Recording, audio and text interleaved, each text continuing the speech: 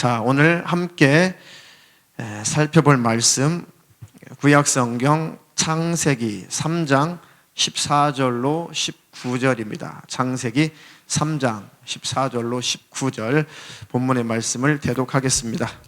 여호와 하나님이 뱀에게 이르시되 내가 이렇게 하였으니 내가 모든 육축과 들의 모든 짐승보다 더욱 저주를 받아 배로 다니고 종신토록 흙을 먹을지니라.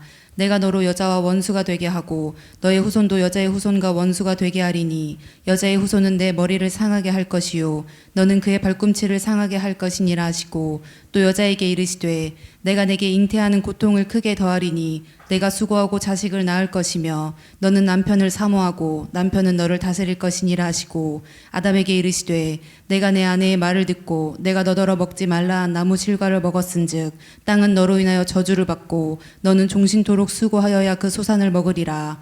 땅이 내게 가시덤불과 엉겅퀴를 낼 것이라. 너의 먹을 것은 밭의 채소인즉 내가 얼굴에 땀이 흘러야 식물을 먹고 필경은 흙으로 돌아가리니 그 속에서 내가 취함을 입었음이라. 너는 흙이니 흙으로 돌아갈 것이니라 하시니라. 아멘. 아멘. 오늘부터 시리즈로 설교할 그 제목은 육체의 질병과 영적 세계. 지난 시간까지는 어떤 주제로 설교를 했죠? 정신의 질병, 정신질환과 영적인 세계. 이제부터는 몇 주가 될지 모르겠습니다. 육체의 질병과 영적 세계. 우리의 온 영과 혼과 몸이 주님 오시는 그 날까지 흠이 없기를 주님은 바라고 계시죠. 영적인 문제, 제일 큰 문제죠.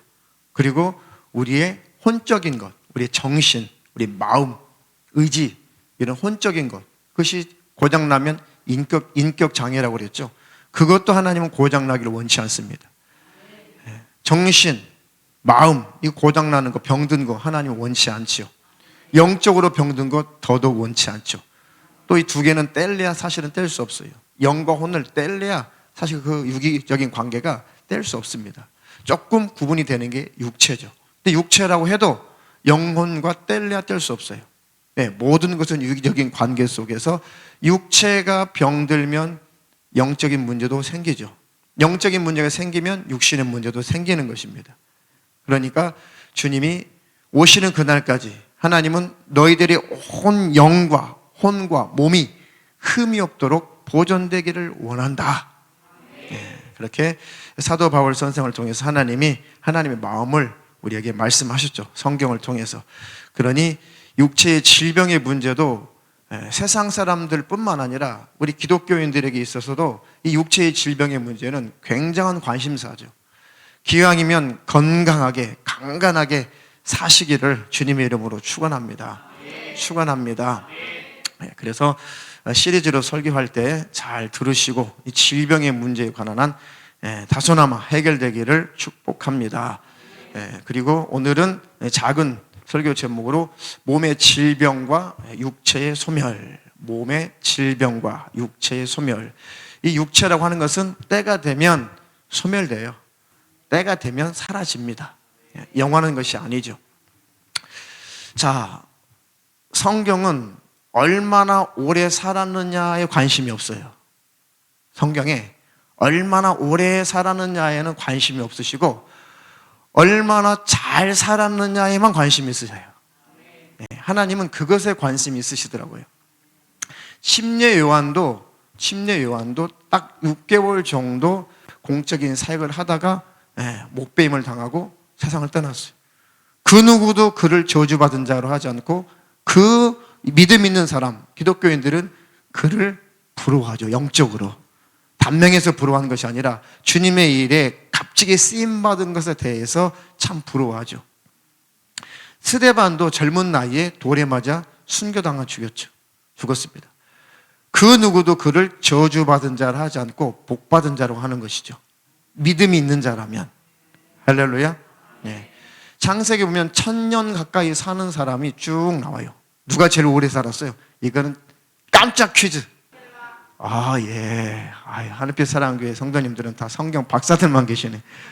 무드셀라 몇 살을 살았대요? 와, 969세. 아담보다도, 조상보다도 오래 살았어요. 아담은 몇 살 살았어요? 그보다 36살 덜 살았어요. 930세. 우리 인류의 조상 아담은 930세. 노아 씨는 아담보다 더 오래 살았어요. 노아도 950세. 그러다가 노아 홍수 이후에 수명이 뚝 떨어져요. 아브라함 때는 170세. 170세. 그래서 급속도로 수명이 줄어듭니다. 어쨌든 죽음이라고 하는 것을 초월한 사람은 천지간에 이 세상에 예수 믿고 구원받은 하나님의 자녀들밖에 없어요. 예수 믿고 구원받은 하나님의 자녀들이라야 이 죽음의 공포를 이기고 죽음의 공포를 초월해서 죽음 앞에 태어날 수 있고 죽음을 환영할 수 있는 유일한 능력자인 것입니다.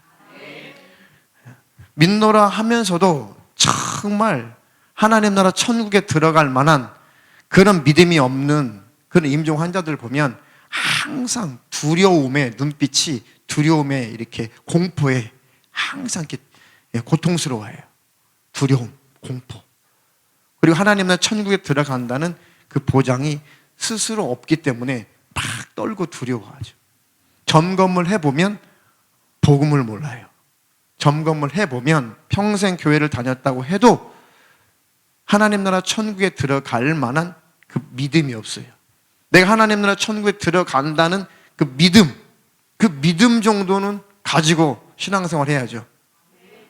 당신은 당장 죽으면 천국 들어갈 수 있습니까?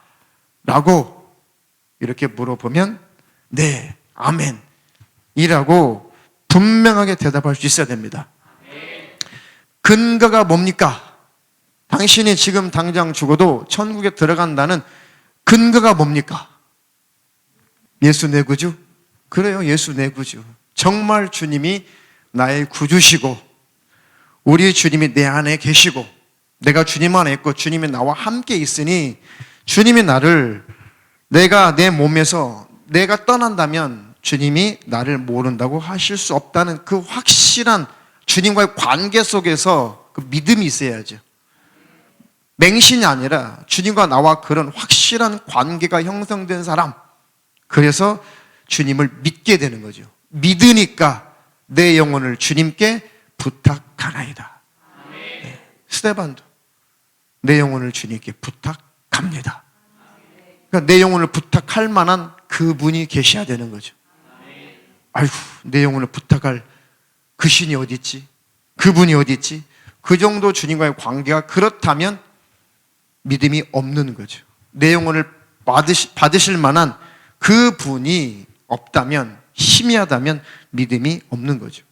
그러니까 관계가 그만큼 주님과 가깝지 않다는 것입니다. 확실하게 주님과 관계를, 온전한 관계를 유지하시기를 주님의 이름으로 축원합니다. 축원합니다. 오직 영혼육이 주님 오실 때까지 흠이 없기를 축원합니다. 자, 창세기 6장 3절 읽어보겠습니다. 여호와께서 가라사대 나의 신이 영원히 사람과 함께하지 아니하리니 이는 그들이 육체가 됨이라. 그러나 그들의 날은 120년이 되리라 하시니라. 이 말씀은 노아 홍수 이후에 하나님께서 인류의 평균 수명을 이렇게 120년이라고 말씀하셨는데 그 이후에도 120년, 아브라함처럼 이렇게 170년 사는 사람도 있어요. 이것은 인간의 수명의 한계를 정하셨다는 것이지 120년까지 다 살 수 있다, 살아야 된다, 그런 의미는 아니에요. 근데 이런 구절을 잘못 해석해가지고 이제 귀신론이 나온 거 아니에요. 저 성락교회나 베레아 측에서는 뭐라고 그래요? 이렇게 인간의 자연 수명은 120세다. 하나님이 정했다. 누구든지 120세까지 살 수 있는 권한이 있다. 근데 120세가 되기 전에 그 사람이 질병으로나 사고로나 죽게 되면, 거기다 예수를 안 믿었다면 귀신이 돼서 구천을 떠돌다가 해코지하며 살다가 병들게 하고 사고나게 하고 못된 짓을 하다가 자연 수명이 딱 지나가면은 지옥으로 떨어진다. 그게 이제 베레아 측에서 말하는 귀신론이죠. 그거를 아직도 포기하지 않아서 아직도 이단 정제가 아직도 풀려지지 않고 있습니다. 그 외에도 심각한 교리가, 그 귀신론 이상의 심각한 교리가 그 속에 들어있어요. 베레아 신학 안에 들어있습니다. 그러니까 인정받지 못하죠. 그러니까 그 열매를 보면 하나님과의 관계가 멀어지게 돼 있어요. 베레아를 알고 공부하고 그것을 깊이야 연구 안 해도 돼요. 조금만 살펴봐도 하나님과의 관계 다 깨지게 돼 있어요.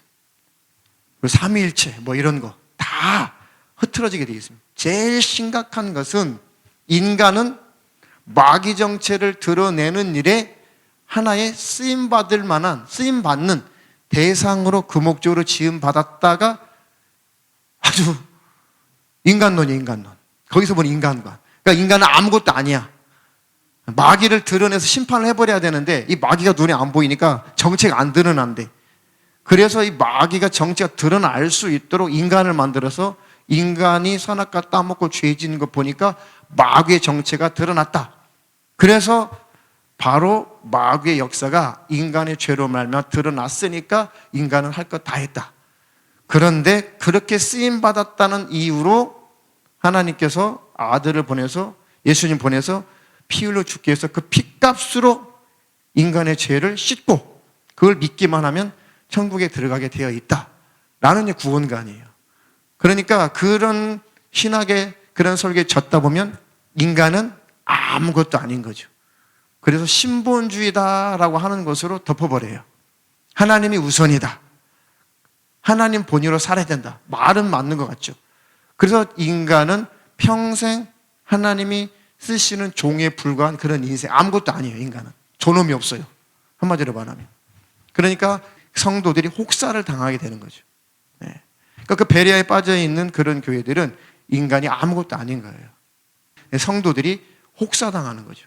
지금에 와서 그 열매들을, 그 교회들의 열매를 보면 비참하고 참혹하고 무섭기까지 하죠. 성경을 바로 깨달으시고 바로 아시는 축복이 있기를 주님의 이름으로 축원합니다. 축원합니다. 하나님은 우리를 존귀한 존재로 만드셨어요. 하나님의 형상의 모습으로 만드셨습니다. 하나님 나라 천국, 영원한 천국에서 영원히 행복하게 살게 해주시려고 만드신 거예요. 우리가 선악과 먹고 인류의 조상이 실수를 했을지라도 그 실수마저도 해결하시고 덮어주시고 그 잘못된 죄마저도 주님이 피 흘려 죽으심으로 해결해 주시는 바로 사랑받을 대상으로 우리를 창조하신 거예요. 우리는 존귀한 존재입니다. 할렐루야. 그러니 주님 안에서 기쁨을 누리시고 행복을 누리시고 자유함을 누리시고 또 평강을 누리시기를 주님의 이름으로 축원합니다. 축원합니다. 그러니 세상 떠날 때까지, 천국에 들어갈 때까지 기왕이면 영혼육이 건강하시고 흠이 없으시기를 주님의 이름으로 축원합니다. 자, 그런데 죽음이라고 하는 것은 우리가 피할 수 있어요, 없어요? 피할 수 없죠. 피할 수 없습니다. 자, 죽음이 왜 생겨났을까요? 하나님이 처음부터 인류를 죽음이라고 하는 것을 죽도록 하나님이 만드셨을까요? 그렇진 않죠. 모든 해답은 성경에 있어요. 창세기 보니까 하나님께서 아담, 하와를 창조하신 다음에 생육하고 번성하라, 정복하라, 지배하라, 다스려라. 때가 되면 죽으라. 한마디도 없어요. 한 구절도 죽어 그런 구절이 없어요. 선악과를 먹지 않는 한, 이 계명을 지키는 한, 네가 내 안에서 보호를 받고 내 생명을 너에게 공급하고 있는 한 너희는 이 행복을 누릴 것이다. 그런데 죽음이라고 하는 것이 언제 시작됐어요? 죄를 범함으로 하나님과의 관계가 끊어짐으로 육체의 죽음이 왔죠. 그리고 영적인 죽음은 하나님과의 관계가 끊어진 것. 하나님과의 관계가 끊어진 것. 하나님과의 관계가 끊어진 영적인 죽음. 그래서 육체의 죽음 이후에 하나님과의 관계가 회복이 안 되면 어디 가요? 지옥 가는 거죠. 이것을 성경에서 뭐라고 그래요? 사망. 이것을 사망이라고 해요. 사망. 그러니까 하나님과의 관계가 끊어진 자는 육체야 어차피 선악과 먹고 죽음 향해 가게 돼 있어요. 인류는 다. 더 심각한 문제는 하나님과 우리와 영적인 관계가 회복되지 않으면 육체가 흙으로 들어갈 때 영혼은 고아가 돼요. 그래서 자기를 받아줄, 내 영혼을 받아줄 신이 하나님이 없다면 그 영혼은 지옥에 떨어지는 것이죠. 그것을 성경의 사망이라고 하는 거죠. 그러니까 사망의 문제를 해결받은 사람을 복받은 자라고 하는 것이죠. 복 받으셨나요? 네. 복 받으신 분 주님의 이름으로 축하합니다. 네. 서로 축하 한번 해보세요. 어떤 분은 축하하며 했더니 난 아직 축하받을 때가 아닌데요. 왜요? 조금만 더 열심히 내고 조금만 노력하면은 축하받을 그런 사람이 된대. 어떻게 해요? 조금만 더 열심히 신앙생활하면 천국에 들어갈 수 있을 것 같대. 속으로. 그럼 죽을 때까지 해보세요. 당신이 죽을 때까지 자신의 열심으로 천국에 들어갈 수 있다면 한번 해보세요. 근데 열심을 내면 낼수록, 천국에 들어가려고 열심을 내면 낼수록 자가당착에 빠지게 되고 회의감에 빠지게 되고 지쳐 쓰러지게 되고 온갖 불안, 공포, 짜증만 남을 것입니다. 그리고 불신과 불신앙만 남을 것입니다. 그러니 민노라 하면서 저주 아래 갇혀서 멸망의 지옥으로 들어가는 거예요. 속지 않기를 주님의 이름으로 축원합니다. 우리의 열심은 어디에서 나온 열심이어야 되죠? 우리 열심의 원동력은 뭐냐 이거죠. 그래, 은혜예요, 은혜 속에서 나오는 것, 사랑에서 나오는 거죠. 그 열심이라야 하나님께서 기억하신 바 되고, 그런 열심이라야 우리가 원치는 않지만 하나님께서 보상도 해주신다네요. 멸관도 주신다네요. 상급도 주신다네요. 하나님 나의 아름다운 집도 만들어 주신다네요. 우리가 요구하지 않지만 하나님이 주신다니까 그것도 그냥 아멘, 감사합니다.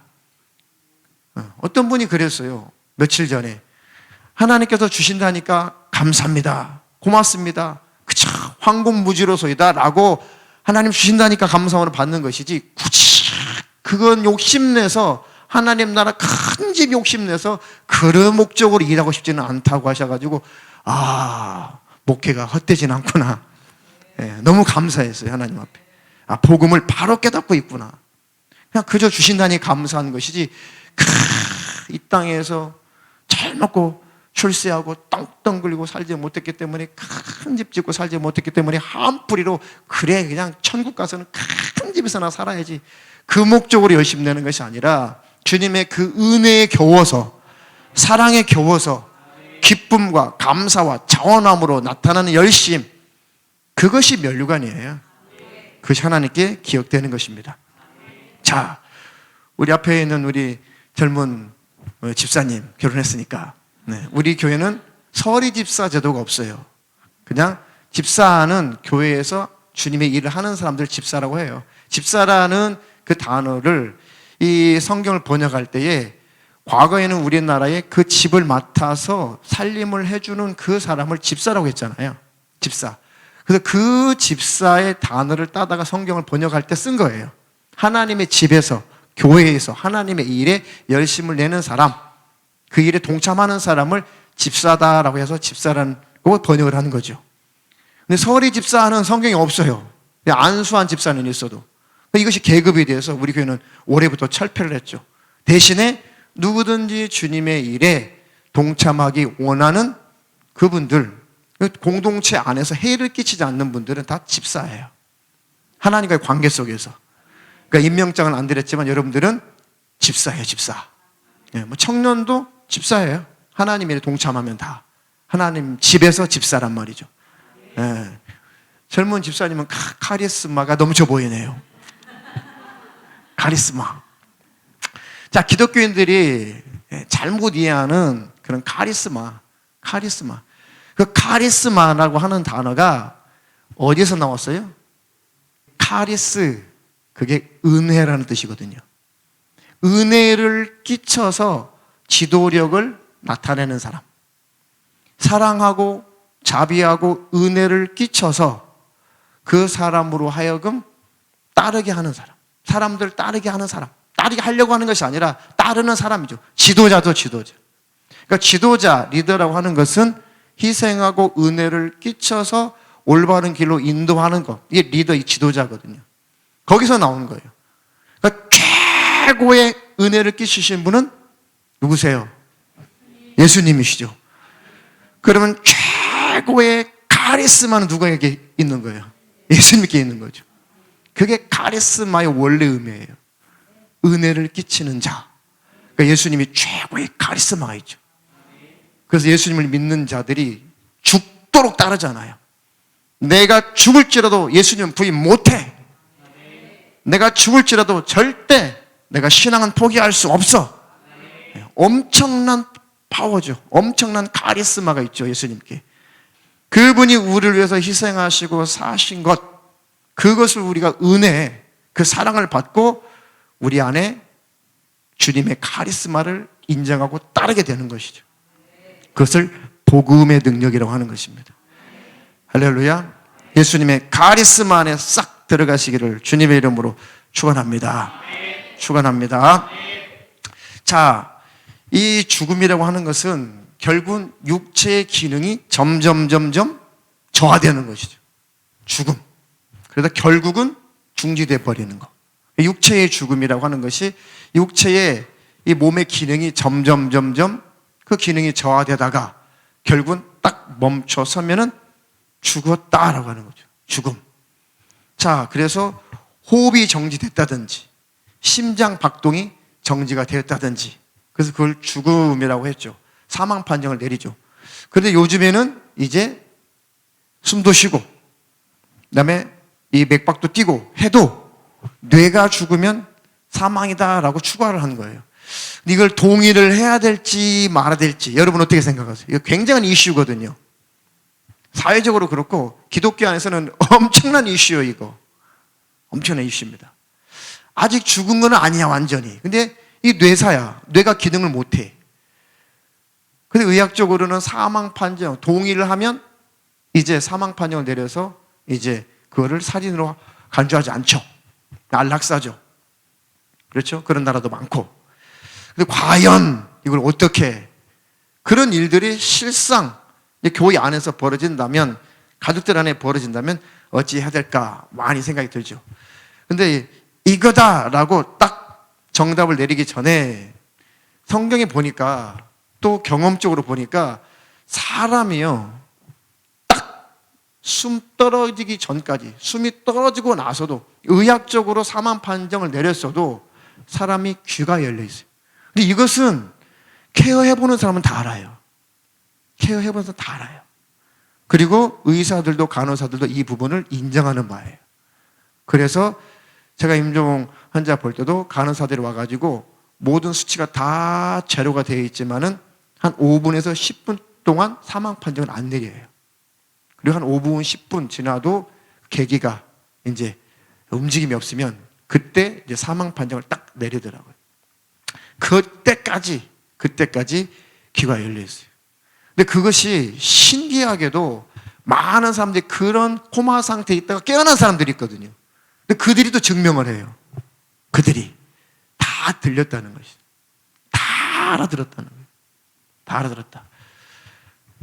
그래서 성경적으로 볼 때 또 현상적으로 볼 때 경험적으로 볼 때 아직 그것은 영혼이 떠나는 상태가 아니구나 그렇게 생각을 해볼 수 있죠. 그런데 정말 예수 믿고 확실한 믿음을 가졌다고 한다면 조심스러운 얘기지만 정말 확실한 믿음을 소유한 사람이라면 오래오래 고통당할 필요 없이 천국에 들어가게 하는 것도 나쁘지 않겠다. 확실하게 믿음 있는 사람이라면 그렇죠. 있어봤자 뭐예요? 고생이지 괴로움이죠. 들어서 무슨 유익이 돼요? 들린다는데.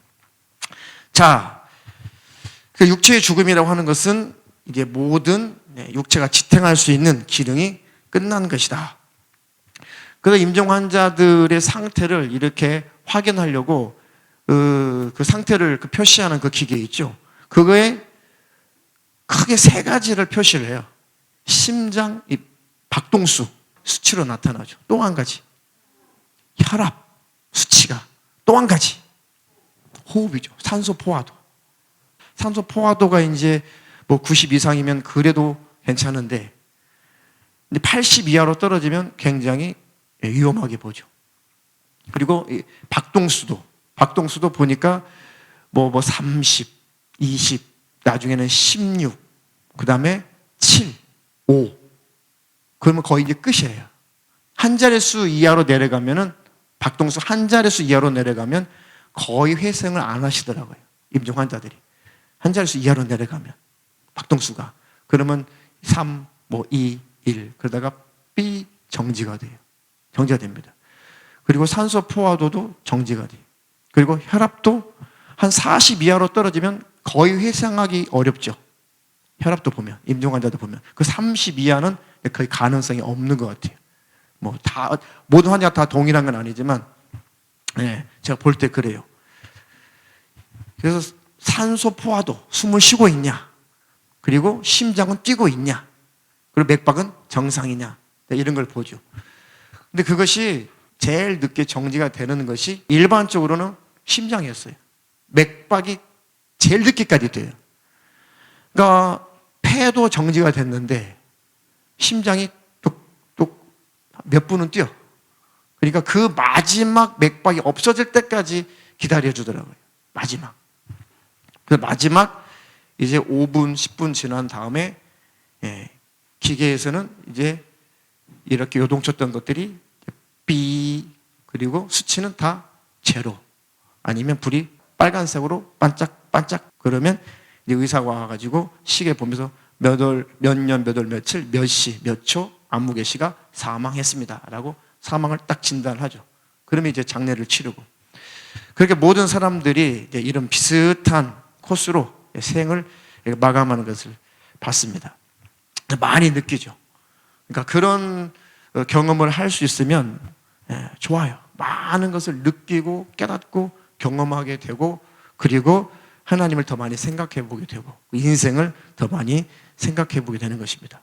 성경은 누가 오래 살았느냐 관심이 있는 것이 아니라 뭐가 관심이 있으시다고? 하나님은 어떻게 잘 살았느냐가 관심이 있다. 임종 환자들을 볼 때마다 그런 것들을 많이 생각하게 되죠. 저와 여러분들이 건강하게 하나님이 살게 하시는 날 동안 사시되 잘 살기를 축원합니다. 그 고민 아니에요? 예수 믿는 사람들은 잘 살아야 될 텐데. 그리고 예수 믿고 믿음이 좋으신 분들 중에 연세가 드신 분들은 참 그런 고민을 많이 하세요. 내가 노년에 잘 살아야 할 텐데, 내가 이 노년에 잘 살아야 될 텐데, 내가 정말 추하게 살면 안 된대. 참 덕이 있는 그런 어르신들, 예수 믿는 덕이 있는 어르신들은 그런 말씀을 많이 하시더라고요. 내가 죽을 때까지, 내가 천국 갈 때까지 정말 잘 살아야 할 텐데. 이것이 기도 제목이라고. 그것이 별것 아닌 것 같지만 엄청나게 큰 교훈을 주더라고요. 하나님, 우리가 주님 만날 때까지, 천국에 들어갈 때까지 주님 안에서 잘 사는 자가 되게 하옵소서. 신앙생활을 오래 하는 것도 중요하지만 잘하는 자가 되게 하옵소서. 올바로 신앙생활 하는 자가 되게 해주시고 사람답게 살다 가게 하옵소서. 참 어려운 것 같아요. 하나님께서 자신의 형상의 모양대로 우리를 만들었기 때문에, 하나님이 만드신 모양대로, 뜻대로, 하나님의 형상대로 하나님을 닮아가는 인생을 살아야 내야 될 텐데, 하나님 내게 힘을 주시고 내게 지혜를 주시고 내게 능력을 주시옵소서. 그것을 추구하는 올바른 신앙생활하는 저와 여러분 되기를 주님의 이름으로 축원합니다. 축원합니다. 자, 그럼 질병이라고 하는 것이 뭐예요? 질병. 자, 죄를 범한 이후에, 인류에게 죄가 들어온 이후에 이제 질병이라는 것이 찾아온 거죠. 다시 말하면 질병은 육체가 죽음을 향해 가고 있다는 사인이에요. 사인이죠. 질병이 뭡니까? 어느 한 부분의 기능이 저하되고 썩고 부서진 거잖아요. 고장난 거잖아요. 그것이 온몸에 다 이루어지면 죽는 거죠. 죽는 거죠. 일부분이 고장나는 것이 죽음인데 온몸이 고장나면 그게 죽음이잖아요. 그러니까 질병은 고장나는 거예요. 몸이 고장나는 거. 다시 말하면 인간은 영생할 수 없다, 인간은 영원하지 않다라고 하는 사인이죠. 그러니까 질병은 죽음의 그림자예요. 질병은 죽음을 암시하고 있는 것입니다. 그러니 죽음 앞에 질병이라는 것이 찾아오게 되어 있습니다. 그때마다 나를 돌아보면 복이 있어요. 그때마다 나를 점검한다면 영적인 큰 복이 있습니다. 그러니 하나님, 질병으로 말미암아 절대 불평, 불만, 원망할 것이 아니라 이것으로 인하여 내가 올바로 가게 도와주시고, 이것 때문에, 질병 때문에 하나님 관계가 더 온전하게 도와주시고, 질병 때문에 더 낮아지고 겸손하게 도와주시고, 질병 때문에 내 뒤를 돌아보며 질병 때문에 신앙생활을 더 잘할 수 있는 기회가 되게 하여 주시옵소서. 근데 의사들은 대개 이 질병, 이게 어디서 왔는가? 왜 병이 생겼는가?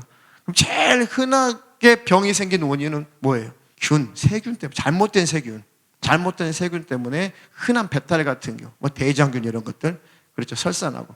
그리고 또 한 가지는 바이러스죠. 바이러스. 그런 것들은 좀 쉬운 병이잖아요. 그런 병들. 왜? 세균, 무슨 세균 때문에 이런 병이 생겼습니다라고 딱 판정을 하면 항생제 먹으면 되니까요. 약을 먹으면 되잖아요. 죽이면 되잖아요, 균을. 그렇죠? 이게 코로나 바이러스구나. 이게 확실히 연구 결과 나왔어요. 그러면 항바이러스제를, 치료제를 만들면 되는 거죠. 그리고 백신을 또 만들 수 있죠. 물론 바이러스가 끝도 없이 나타나겠지만은, 그런 것들은 그래도 원인을 찾을 수 있으니까 그래도 유쾌하진 않지만 그래도 조금 낫죠. 그런데 암병 같은 경우, 난치병이나 이런 큰 불치병 같은 경우는 아까 말씀드렸던 거의 대부분이 그것이 스트레스예요. 그러니까 균류, 바이러스 종류 이런 것들 외에 정말 그런 것이 원인이 아닌 그런 것들은 거의가 다 스트레스죠, 스트레스. 그러니까 현대인들의 병은, 거의 현대병은 스트레스가 대부분인 것이죠. 스트레스. 근데 이 스트레스 받지 않는 사람이 어디 있냐 이거죠. 정신의 질환도 설명했을 때 결국은 그것이 스트레스 때문에 오는 거죠.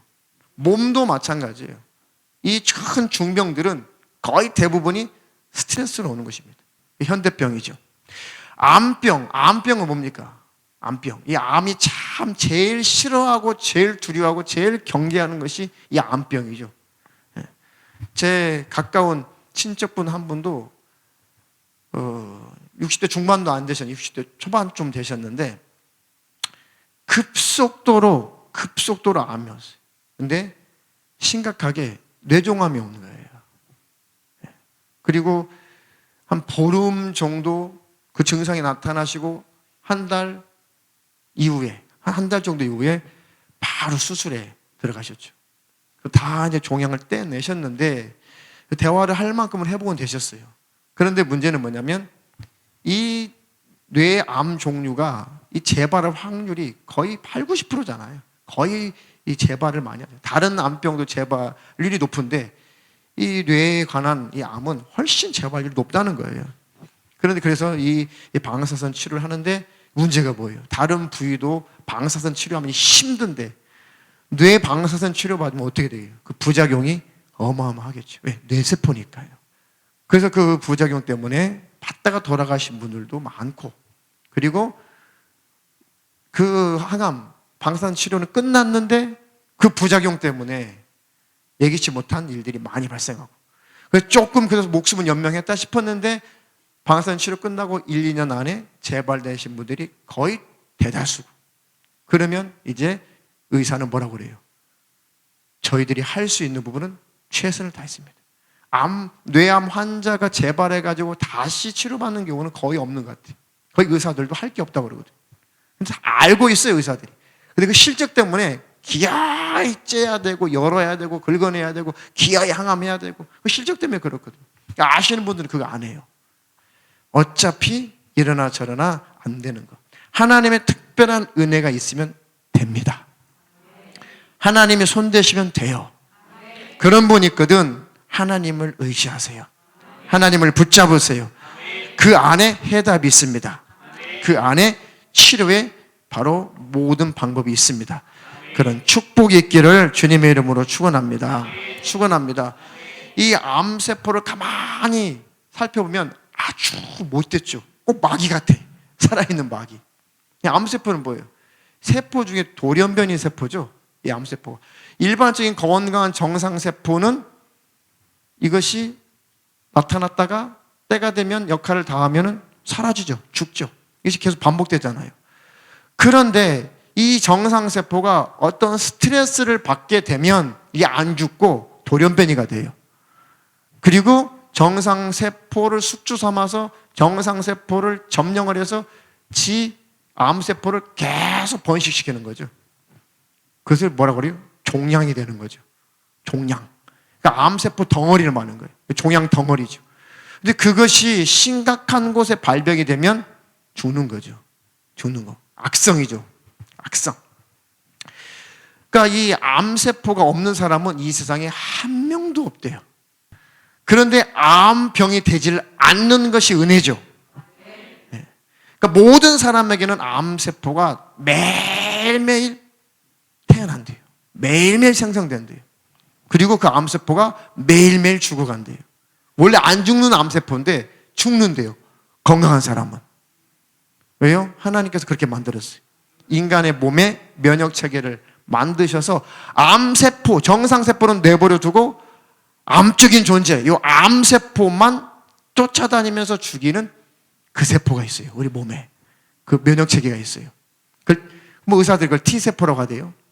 그 T세포가 있어가지고 용케 암세포를 공격해서 암세포를 죽여요. 그러니까 매일 암세포가 생겨나고 T세포가 암세포를 매일 죽이고 이게 24시간 365일 죽을 때까지 이것이 계속 이 원리가 작동이 되니까 암병 환자가 안 된다는 거예요. 하나님은 그렇게 만들어내셨습니다. 그러니까 의사들은 병을 고치는 것이 아니라 내 몸이 내 몸을 고쳐요. 하나님이 그렇게 만드셨거든요. 그러니까 어떤 의사 선생님도 처음에 의대를 들어가는데 그 교수님이 그랬대잖아요. 너희들 왜 왔니? 병 고치려고요. 그래서 교수님이 첫 시간부터 기를 죽여놨대. 너희들은 한 사람도 병 못 고쳐. 너희들이 공부해봐. 아무리 공부해도 너희들은 병의 원인조차도 규명 못한다.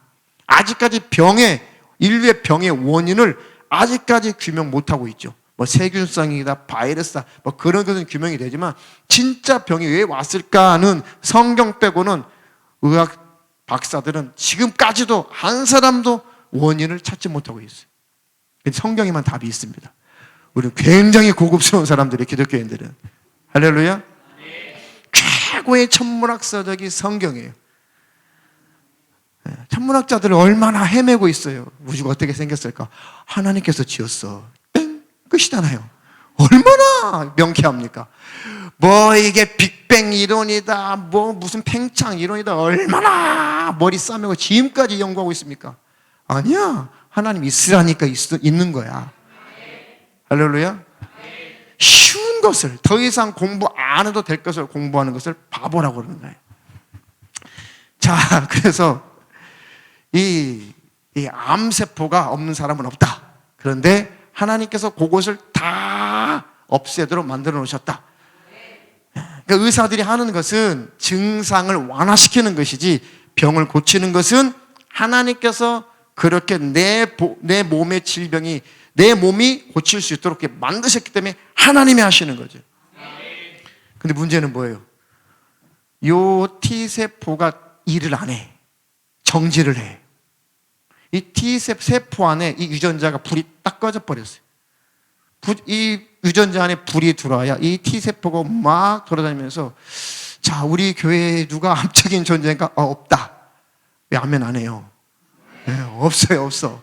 네. 그러니까 우리 교회는 T세포 같은 사람이 필요 없어요. 네. 할 일이 없어요. 이해가 됩니까? 네. 자, 요 T세포가 일을 안 해. 왜 일을 안 해요? 그 T세포가 생성이 안 돼요. 그 일할 수 있는 에너지가 없어요. 왜 그런가 봤더니 이 사람이 마음이 근심, 걱정, 염려, 불안하고 공포스럽고 평안이 없어요. 기쁨이 없어요. 그때에 이 T세포가 일을 못한다는 거예요. 이때다 싶어가지고 암세포가 왕성하게 번식을 한다는 거죠. T세포가 일을 못하니까 이때다. 야, 지금 우리 적군이 졸고 있나 봐. 야, 이때다 해가지고 와 해가지고 이 암세포가 급속도로 번식을 하는데, 이게 급성이 되고 악성이 되면 우리 친척분과 같은 그런 암이 되는 거죠.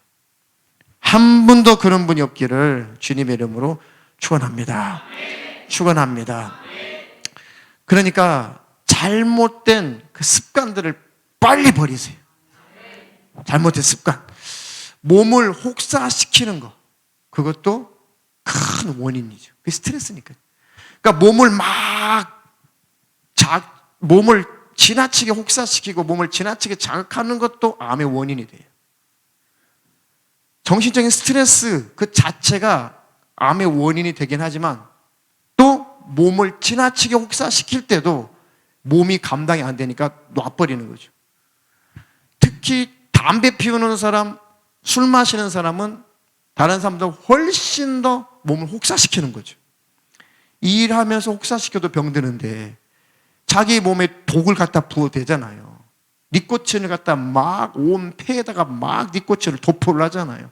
온 몸에다 알코올을 막 집어넣잖아요. 몸이 얼마나 혹사당하냐. 간이 얼마나 혹사당하고, 폐가 얼마나 혹사당하고, 위가 얼마나 혹사당하고, 후두가 얼마나 혹사당해요. 그러니까 후두암 환자들은 거의 다 알코올 때문에, 니코틴 때문에 그런 거죠. 담배 때문에 그런 거죠. 후두암 환자들은 거의 대부분이다. 왜요? 그 싫다는데 알코올을 계속 후두의 목구멍에 지나가게 해. 후두 세포가 싫다는데, 후두 세포가 그렇게 싫다는데 그 담배 연기를 계속 묻혀. 얼마나 힘들겠어요, 세포가. 그리고 기력이 없죠. 스트레스를 받죠. 그리고 그곳에 T세포가 일을 못하죠. 그러니까 암세포가 이때다 싶어가지고 거기서 증식을 하는 거예요. 그게 암이 되는 거예요, 암. 그래서 방송 듣고 계신 분 중에 술 드시는 분 딱 끊어버리시고, 담배 피우시는 분들 딱 끊어버리세요. 할렐루야. 예수 안 믿는 가족들도 빨리 끊어서 후두암, 위암, 간암, 폐암 걸리지 않기를 주님의 이름으로 축원합니다. 축원합니다. 결국 따지고 보면 자기 육신을 혹사시킨 거예요. 혹사시킨 것입니다.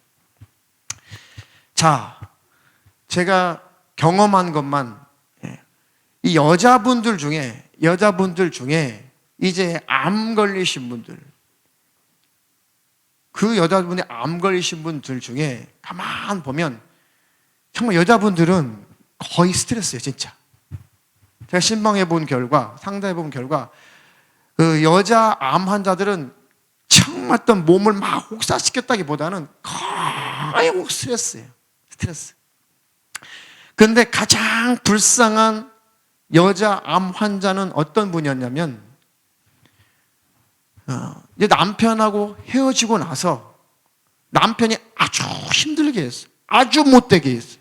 누가 봐도 내 가족이라도 찢어놨을 거예요. 내 가족이라도, 내 동생이라도 찢어놨을 거예요. 그만큼 힘들게 살았어요. 피해자죠. 그래서 헤어졌어요. 그런데 남자는 건강하게, 참 이놈이라고 해야 될지 모르겠네. 이 새끼라고 해야 되나? 이자는 제일 좋다. 이자는 잘 살아. 근데 너무 안타깝게 평생 고달프고 불행하고 손해보고 피해봤던 여자분들은 암이 오는 경우가 많더라고요. 거기다 너무 가슴을 쳤어요. 너무 불쌍한 거예요. 너무 불쌍한 거예요. 너무 불쌍해요. 왜 그러겠어요? 스트레스 때문에 그런 거예요. 그동안 받은 스트레스, 그리고 헤어짐에 대한 스트레스, 그리고 혼자 된 스트레스, 그리고 삶 속에서 찾아오는, 그 위에 찾아오는 여러 가지 스트레스, 그리고 생각과 마음과 정신의 스트레스, 그런 것들이 찾아오니까 그런 분들 중에 암병 환자들이 많더라 이거죠. 방송 들으신 분 중에 그런 분이 계시다면 평안을 누리세요. 잘 살아버리세요. 아주 행복하게 살아버리세요. 암병이 일어날 수 없도록, 어떤 저주가 일어날 수 없도록 주님 안에서 평안을 누리시고 행복하게 사세요. 그러면 그 원수가 일할 수 없습니다. 그는 축복이 있기를 주님의 이름으로 축원합니다. 축원합니다. 그래 T세포에 절대 불이 꺼지지 않게 하라. 자주 제가 인용하죠. 잠언서 18장 14절. 사람의 심령은 그 병을 능히 이기려니와 심령이 상하면 그것을 누가 일으키겠느냐. 아멘. 사람의 심령이 예수님 안에서 기쁨과 즐거움과 감사가 평강이 넘치면 암세포가 꼼짝달싹 못하는 것입니다. 에너지가 넘치고 흔한 엔돌핀도 넘치고 T세포가 왕성하게 일하기 때문에 사람의 심령은 병들어서도 그 병에서 건져낸다는 것이죠. 왜? 하나님이 몸에 그런 체계를 만들어 놓으셨으니까. 내 몸에 에너지, 그 세포에 유전자의 불이 딱 들어온다는 거예요. 할렐루야. 그래서 평안하라, 평강을 누려라. 평강에 하나님께서 친히 너희로 온 영과 혼과 몸이 주 오시는 그날까지 흠이 없기를 원하신다. 보존되기를 원하신다. 그러니까 복음 안에서 평강을 누리시고 복음 안에서 행복을 누리시면 병을 방어하고 예방하고 이긴다는 것이고, 암병이 찾아왔을지라도 이 T세포가 왕성하게 활동을 해서 암세포를 다 없애고 몸이 건강하고 강건해진다는 것이죠. 우리 교회도 항암치료 끝나시고 재발되지 않기 위해서 기도하시고 그렇게 계시는 분들 계세요. 몇 분 계시는데 예수님의 평강을 누리세요. 십자가의 은혜를 누리세요. 주님의 피 흘리신 그 은혜와 사랑에 감동하며 감격하며 살도록 그 사랑을 늘 묵상하면서 사세요. 그 예수님 안에서 정죄받지 말고 자신감 있게 기쁨으로 행복하게 사세요. 하루하루를 행복하게, 하루하루를 값지게 사시고 의미 있게 사세요. 그러면 절대로 그 암병이 다시 일하지 못할 것입니다. 그런 축복이 있기를 주님의 이름으로 축원합니다. 아무리 건강한 사람도 심령이 죽어버리면, 심령이 병들고 상하면 누가 그것을 누가 일으키겠느냐? 아무도 못 일으키. 중병이 아니래도, 아무것도 아니고 감기만 걸렸는데도 그 사람의 심령이 죽으면 그 감기가 그 사람을 죽일 수가 있어요. 그러니 하나님 우리의 심령이 예수로 평강을 누리게 하옵소서.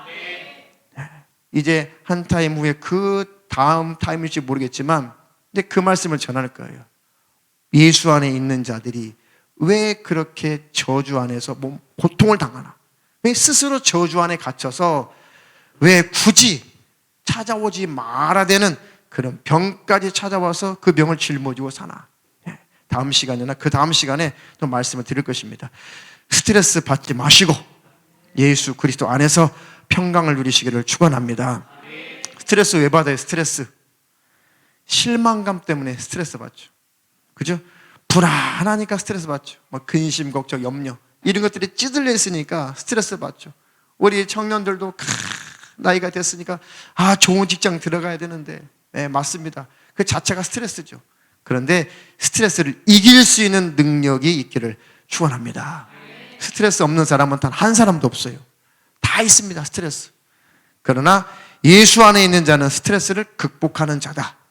은혜 안에 있는 자, 복음 안에 있는 자는 스트레스를 다 이기고 극복하는 사람이죠.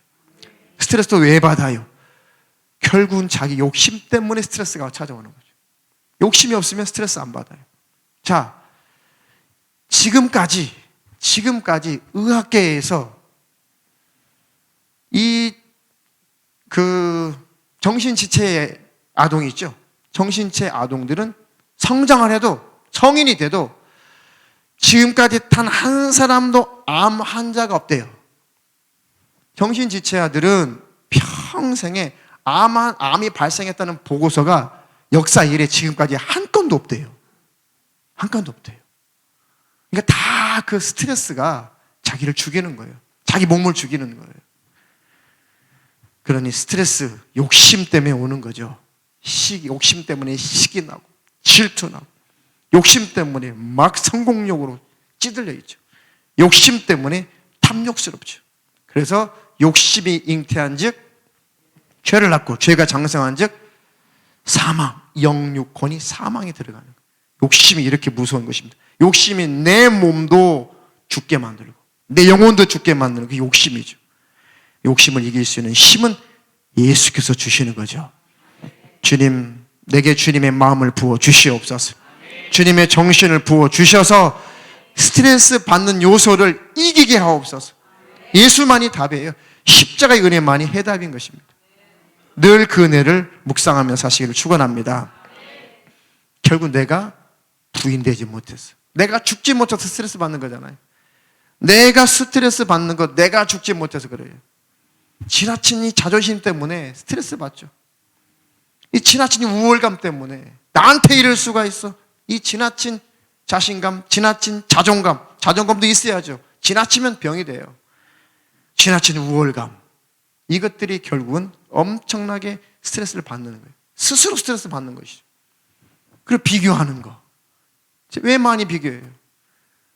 야, 아무개 집, 아무개는 이번에 A 뿔뿔 맞았대더라. 너는 뭐냐? 성적이. 비교하지 마세요. 비교하지 마세요. 다 버리시고 주님 안에 복음을 잡으시기를 주님의 이름으로 축원합니다. 축원합니다. 우리의 사정을 다 아시는, 잘 아시는 우리 주님 앞에 다 가지고 나오세요. 이게 안 버려지네요, 주님. 이게 안 죽네요. 이거 어떻게 하면 좋습니까? 도대체가 이 지나친 비교의식과 자존심과 이 탐욕 욕심, 이거 안 버려지니 주님 어떻습니까? 나를 불쌍히 여겨주시고 나를 긍휼히 여겨주시고 이길 수 있는 힘을 내게 부어주시옵소서. 내게 공급해 주시옵소서. 이것들에서 벗어나게 되면 최소한 암병이 오고 안 찾아올 것입니다. 할렐루야. 그렇게 예수로 이기시기를 주님의 이름으로 축원합니다. 축원합니다. 그러니까 오래 사는 것 좋죠. 좋습니다. 그런데 더 중요한 것은 뭐라고요? 잘 살아야 된다는 것입니다. 그러면 하나님께서 우리 영혼육을 강건하게 하실 거라는 거예요. 할렐루야. 그렇게 사시는 저와 여러분 되기를 주님의 이름으로 축원합니다. 축원합니다.